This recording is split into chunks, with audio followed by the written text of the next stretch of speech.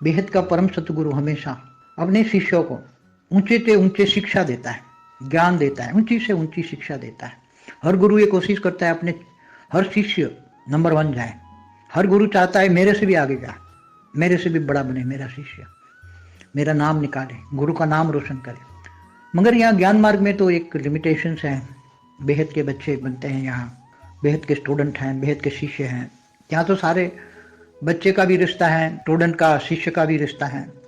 तो बेहद के बच्चों को ज्ञान सागर में यहाँ तो डूबना पड़ेगा। बेहद का ज्ञान सागर, बेहद का ज्ञान इतना है, बेहद का ज्ञान इतना है कि जितना ज्ञान सागर में डूबोगे ज्ञान के अनमोल रोटी लोगे, क्योंकि खुद यहाँ स्वयं लेना पड़ेगा।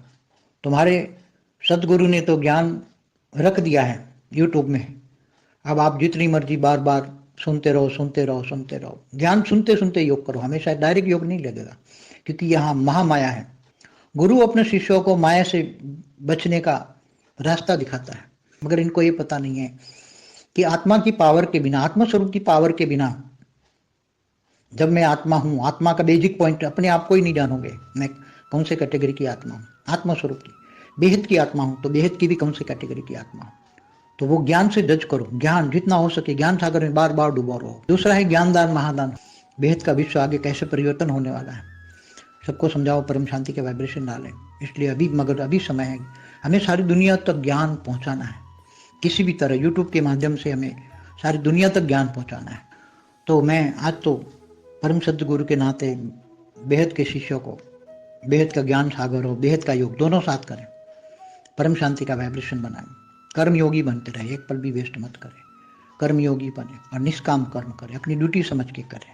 माया तो तुम्हें क्या मारेगी, क्या देगी? माया तुम्हें क्या देगी? माया तुम्हें तमाचा ही मारेगी।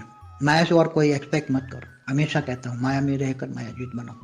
किसी से कोई भी एक्सपेक्टेशन न रखो, जो भी मिले जैसे भी रहो, खुश रहो। केवल ज्ञान और योग, केवल ज्ञान और योग और संकल्पों से सेवा और धारणा मुठ।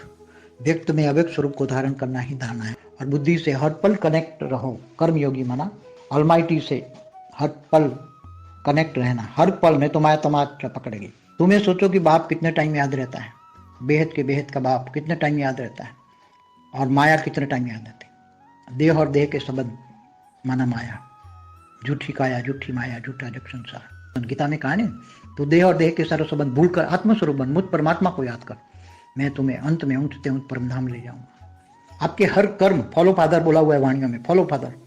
बाप ने जो कर्म किए हैं वो कर्म तुम करो, बाप ने जो ज्ञान पाया वो ज्ञान तुम पाओ। बाप जैसे योग लगा गए, बाप हमेशा व्यक्त में अव्यक्त स्वरूप में रहता है, ऐसी तरह तुम रहो। तो व्यक्त में अव्यक्त स्वरूप बनाओ, निष्काम कर्म करो,